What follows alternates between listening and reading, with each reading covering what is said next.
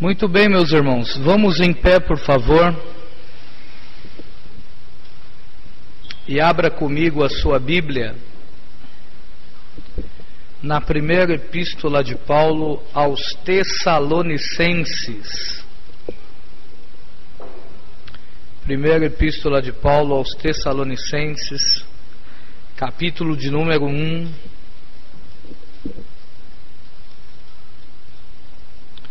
versículo de número 1 ao versículo de número 10, isto é, todo o capítulo.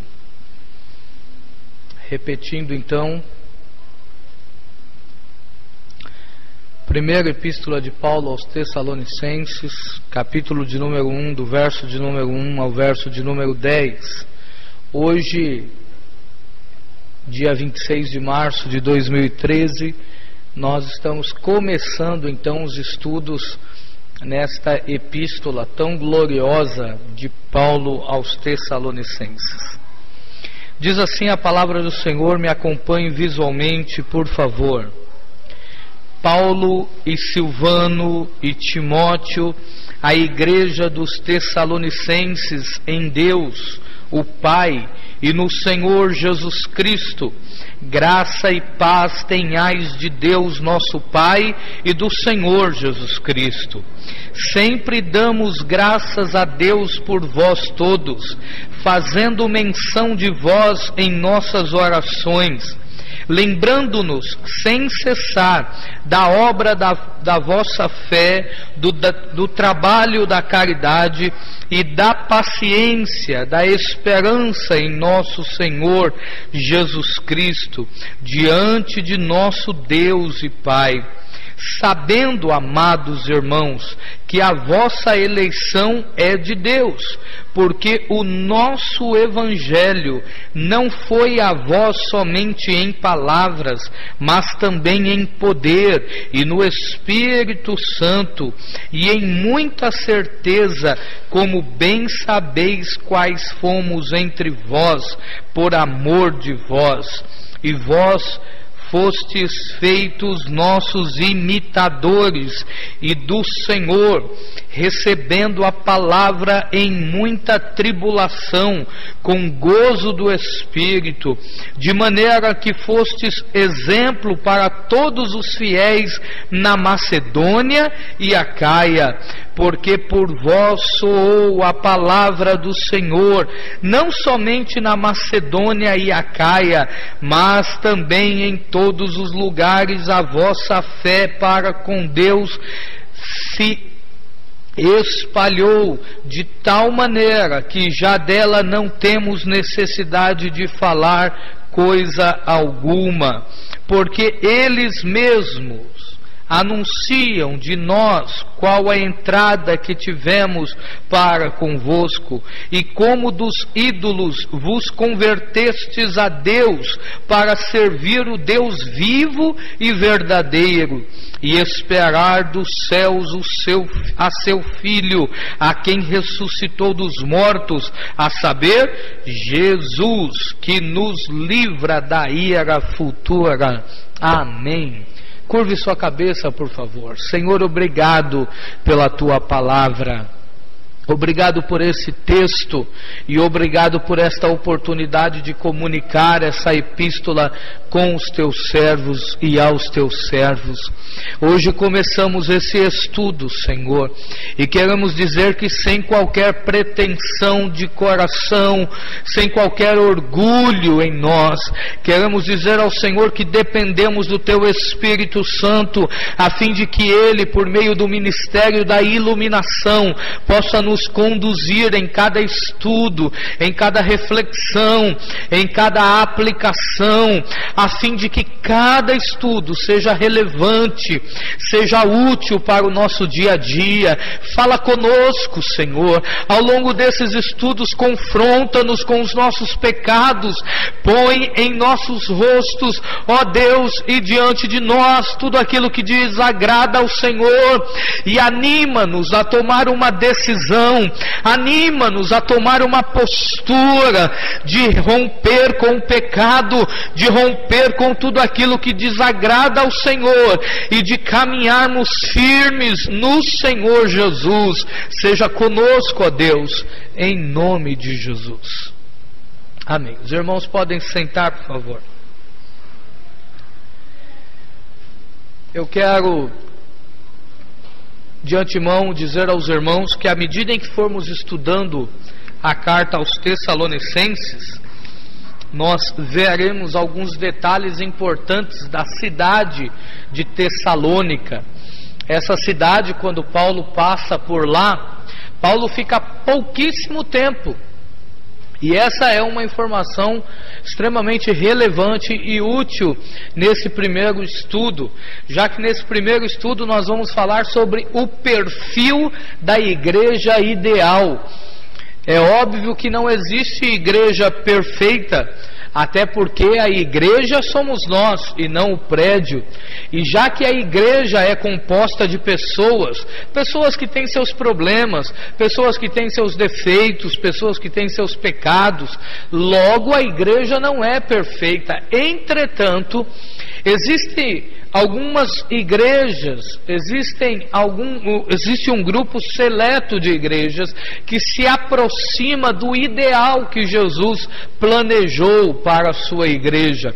E a igreja de Tessalônica é uma dessas igrejas. É uma dessas igrejas que pode tomar para si a prerrogativa de dizer que caminhavam mais perto do ideal daquilo que Cristo sonhou. Pois bem, Paulo, quando passou por lá,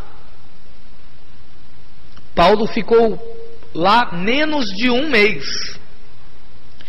Paulo fica menos de um mês em Tessalônica, como nós podemos ver no livro de Atos, e à medida em que formos dando mais detalhes do contexto da igreja, nós vamos vendo outros textos.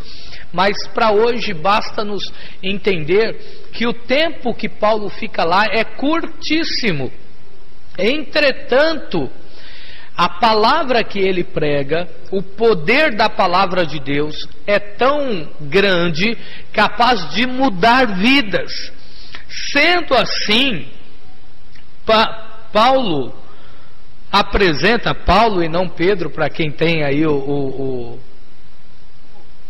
sermão, Paulo apresenta nesse primeiro capítulo evidências que dão à igreja de Tessalônica essa prerrogativa de se aproximar da igreja ideal.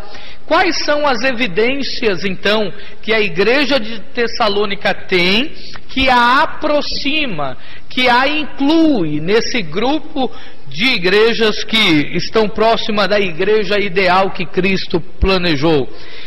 Paulo então vai dizer que a igreja de Tessalônica é um povo eleito, é um povo exemplar, é um povo entusiasmado e é um povo esperançoso.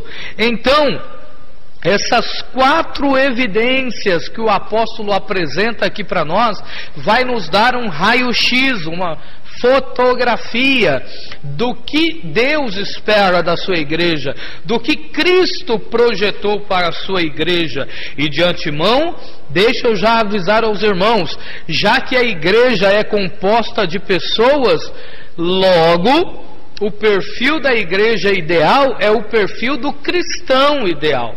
É um cristão que precisa entender essas evidências e buscá-la em sua vida e em se apropriar delas. Pois bem, a primeira evidência que o apóstolo indica é que a igreja de Tessalônica é um povo eleito. Verifique comigo, por favor. Verso de número 1 ao verso de número 4. Olha como o apóstolo diz: Paulo e Silvano e Timóteo, a igreja dos Tessalonicenses, em Deus, o Pai, e no nosso Senhor Jesus Cristo, graça e paz tenhais de Deus, nosso Pai, e do Senhor Jesus Cristo. Percebam que Paulo faz questão de colocar as duas pessoas da Trindade juntas no mesmo versículo. Paulo faz questão de deixar bem claro à igreja de Tessalônica que eles são igrejas em Deus e no Senhor Jesus Cristo. O Pai e o Filho não são divergentes. O Pai e o Filho não divergem em nenhum assunto, não discordam em nenhum assunto. Os dois escolheram a igreja de Tessalônica. Todos aqueles que são eleitos de Deus, são eleitos para ser igreja em Deus e no nosso Senhor Jesus Cristo. E esse termo que eu utilizo, eleitos, é proposital, porque olhem o verso de número 2: sempre damos graças a Deus por vós todos, fazendo menção de vós em nossas orações, lembrando-nos sem cessar da obra da vossa fé, do trabalho da caridade e da paciência, da esperança em nosso Senhor Jesus Cristo, diante do nosso Deus e Pai. Percebam que agora Paulo inverte a ordem. Jesus, do nosso Senhor Jesus Cristo, diante do nosso Deus e Pai. Verso 4: sabendo, amados irmãos, que a vossa eleição é de Deus. Esse conceito, de eleição que assusta tanta gente, quando lemos as Escrituras, não pode ser desprezado e nem mesmo totalmente entendido. Um professor de teologia disse a um certo aluno uma vez: tente explicar a eleição e você ficará abismado, você ficará perdido. Em outras palavras, você ficará doido. Você não conseguirá explicar. Mas tente escapar dela e você acabará perdendo a sua alma. Então a eleição de fato é algo difícil de compreender. Nós devemos ser honestos e dizer que, em entender, em compreender, em aceitar, melhor dizendo, que é difícil de explicar a eleição. Entretanto, nós podemos afirmar algumas coisas biblicamente sobre a eleição que nos dão luz para entender um pouco mais. Por exemplo, já que a eleição, tratando-se na questão de salvação, nós podemos dizer que a salvação começa em Deus. Começa em Deus. Deus nos escolheu. Deus, antes que nós nascêssemos, antes que nós existíssemos, o Senhor olhou para nós e disse: eu quero você na minha presença. A salvação envolve o amor de Deus. Por quê? Porque Deus não só nos escolheu, mas como também deu o seu Filho para morrer na cruz do Calvário. Olha só como é importante isso.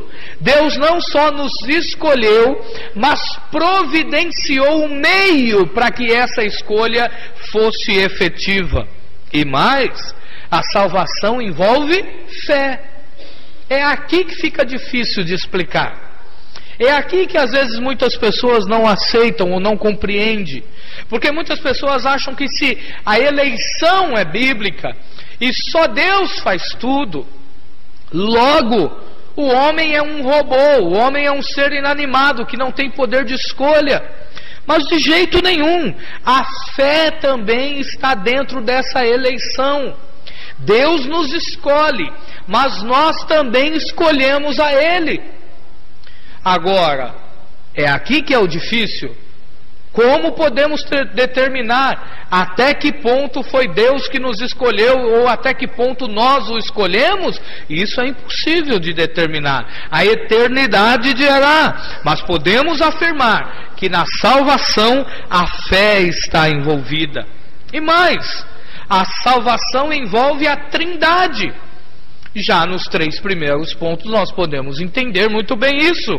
A salvação começa em Deus, a salvação envolve o amor de Deus enviando o seu Filho, e o fato de que a salvação envolve fé, por si só já inclui a terceira pessoa da Trindade. Porque nenhuma fé que temos para a salvação é brotada em nós se não for pelo convencimento do Espírito Santo.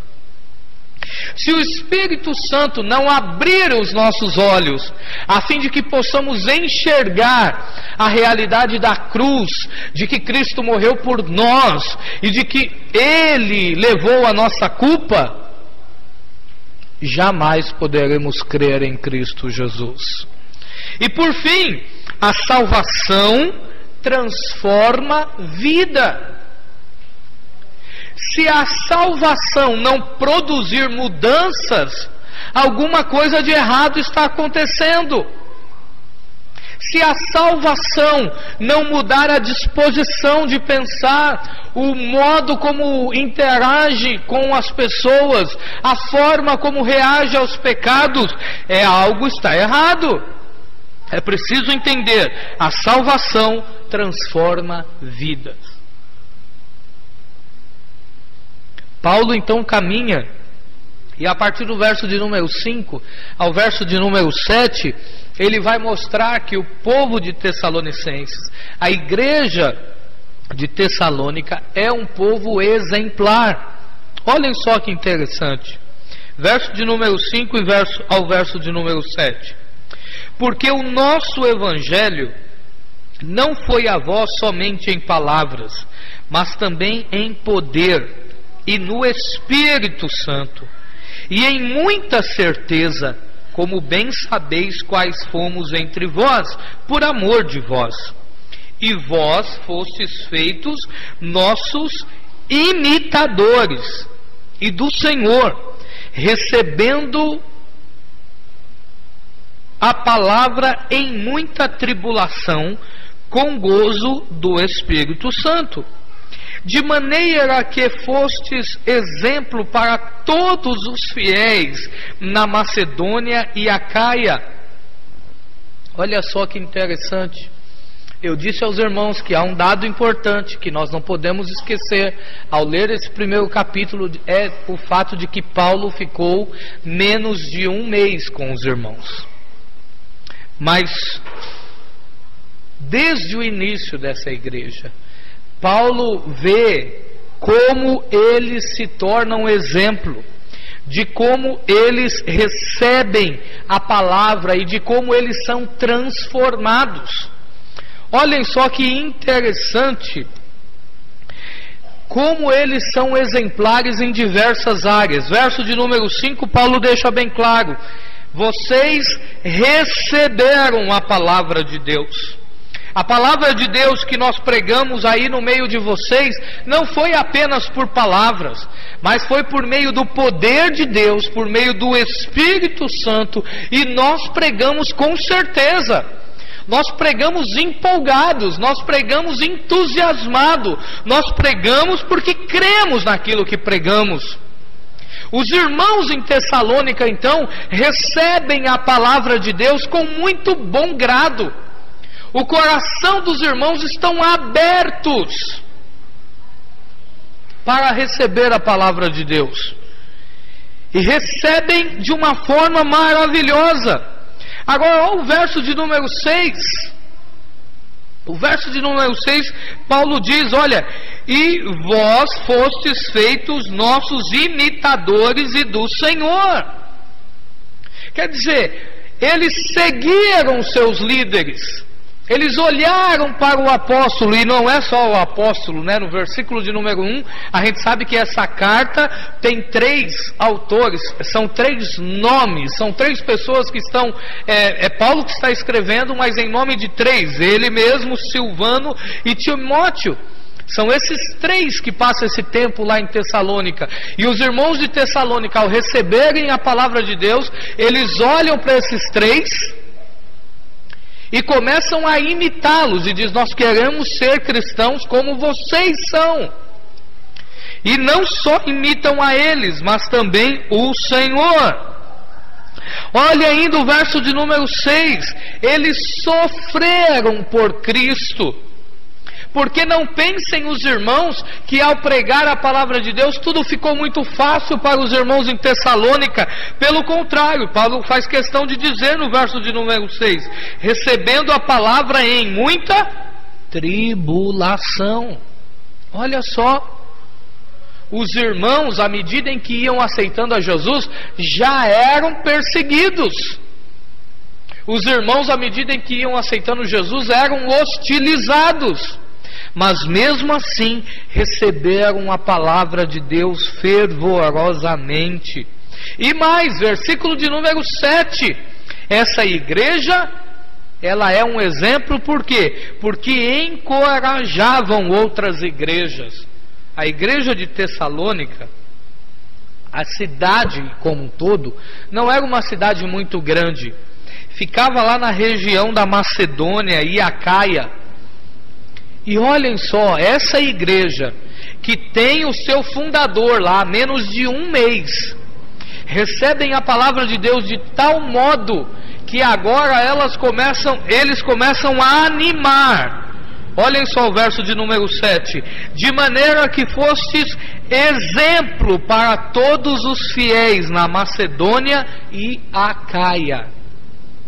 Então, essa história de que nós estamos há muito tempo na igreja e não mudamos de vida, essa história de que a gente não cresce na presença do Senhor, ou de que nós não temos força para vencer o pecado, tudo isso é desculpa para não ter uma vida de santificação na presença de Deus.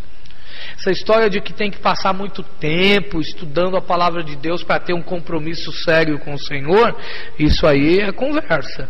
Porque a palavra de Deus nos dá um exemplo aqui de pessoas que tiveram apenas menos de um mês um curso rápido de teologia com Paulo, e esse curso rápido, essas pregações que eles escutaram, foram o suficiente para transformar vidas. Por isso é que há alguma coisa errada com aquele cristão que passa ano e passa ano, ele continua do mesmo jeito. Ele não amadurece, ele não cresce, ele escuta pregações, mas nunca muda de vida. Sabe o que é isso? Falta de vontade. Isso é falta de compromisso com Deus. Mas olhem só, Paulo continua, e no verso de número 8, ele vai apontar para a evidência de que o povo de Tessalônica é um povo entusiasmado.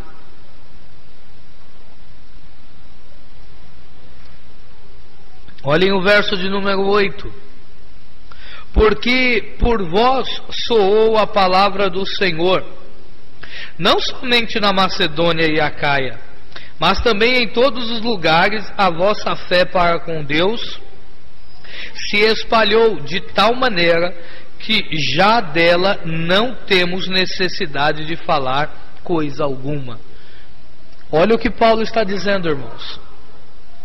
Uma igreja que Paulo ficou menos de um mês é uma igreja que se tornou tão poderosa na palavra de Deus que não só influenciou as igrejas da sua região, Macedônia e Acaia, mas em todos os lugares do Império Romano a fé da igreja de Tessalônica chegou. Sabe o que isso significa? Sabe o que nós podemos afirmar com isso? Uma igreja que foi fundada em menos de um mês se tornou uma agência missionária do Senhor. Começou a enviar pessoas para todo o Império Romano para falar de Jesus Cristo.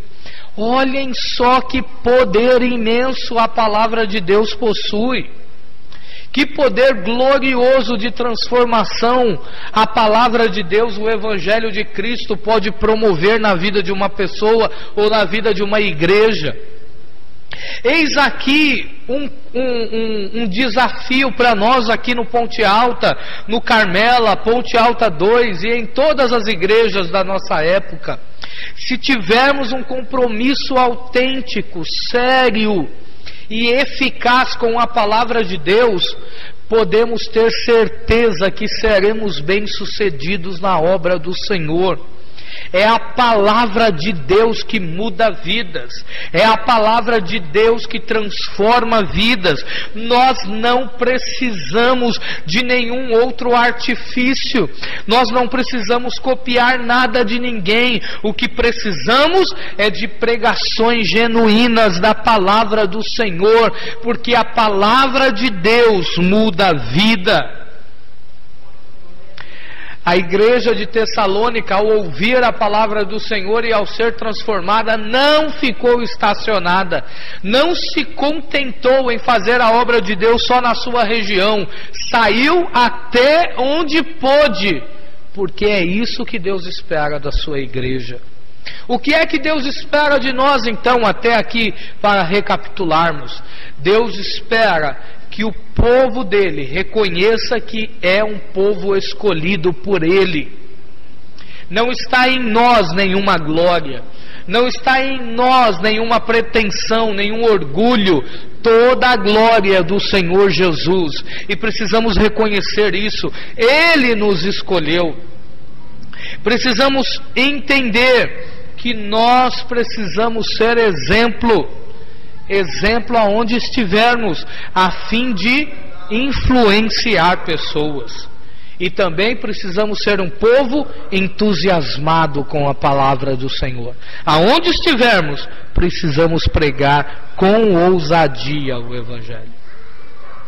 Por fim, a última evidência que o apóstolo aponta aqui acerca da igreja de Tessalônica, demonstrando que ela possui aquela prerrogativa de estar próximo da igreja ideal, é que o povo de Tessalônica, da igreja de Tessalônica, é um povo esperançoso.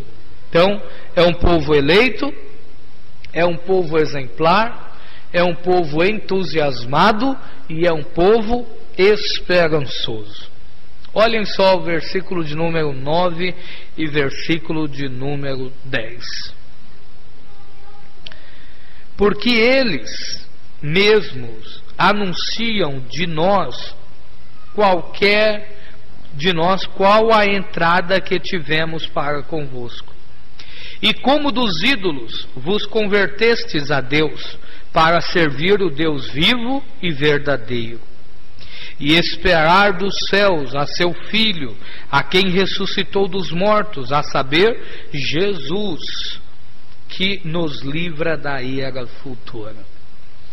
O Evangelho impactou de tal forma a vida da igreja, a vida dos irmãos em Tessalônica, o que demonstra que eles foram mudados, a sua vida foi transformada, é que eles abandonaram todos os ídolos e serviram apenas o Senhor.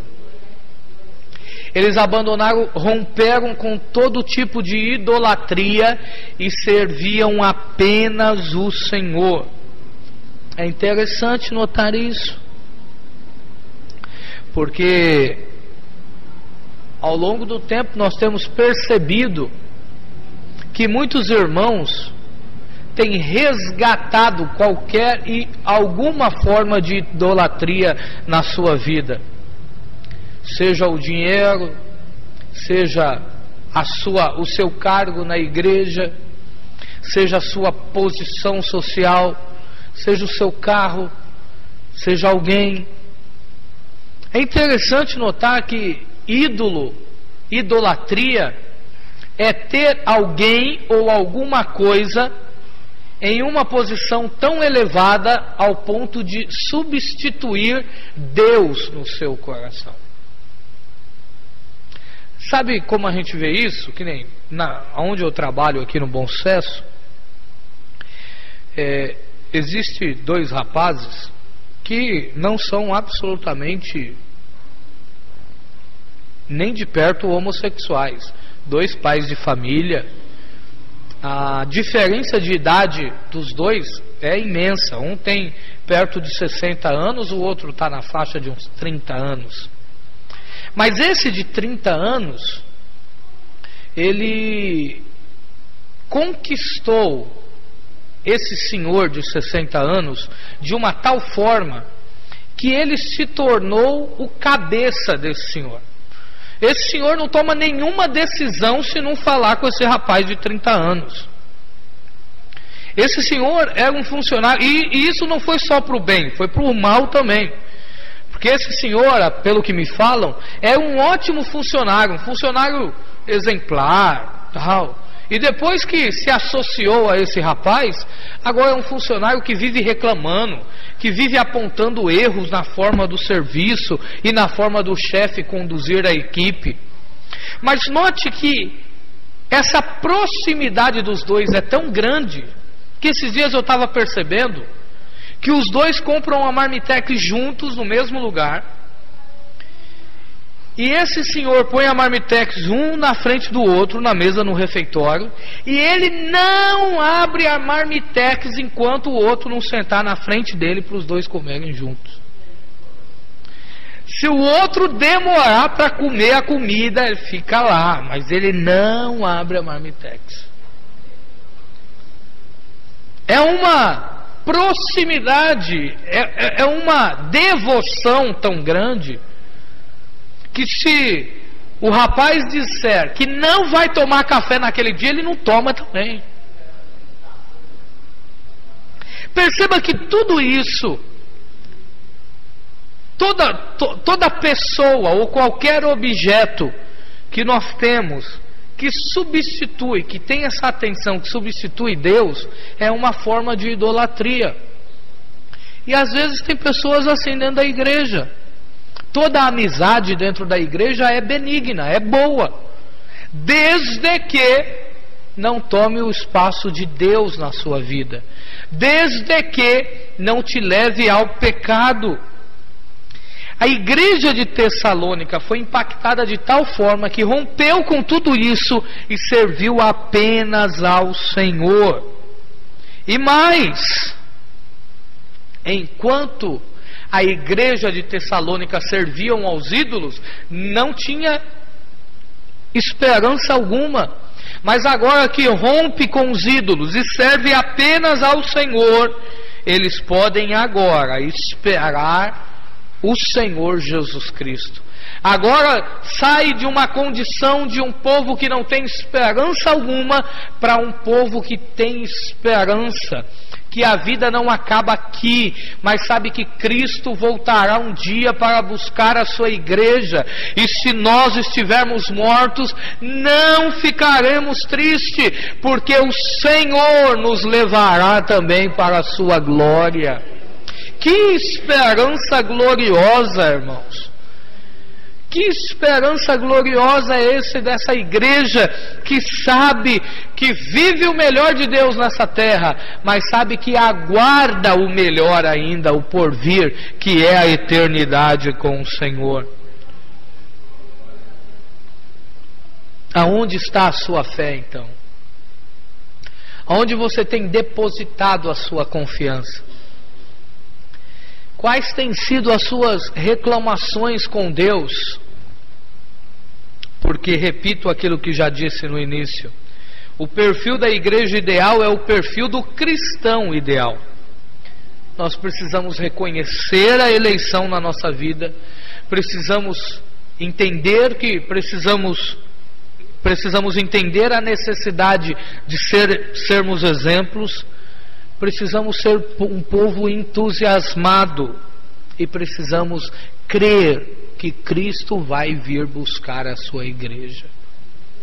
Quando a igreja caminha nessa direção, nós podemos ter certeza que o Senhor vai prosperar a sua obra em nós e por meio de nós. Então, não espere Deus apenas nessa vida. Não rompa com os princípios cristãos por qualquer mixaria. Não rompa com os princípios cristãos por causa do pecado. Permaneça firme com o Senhor, porque a vida com Cristo vale a pena. Vamos em pé, meus irmãos.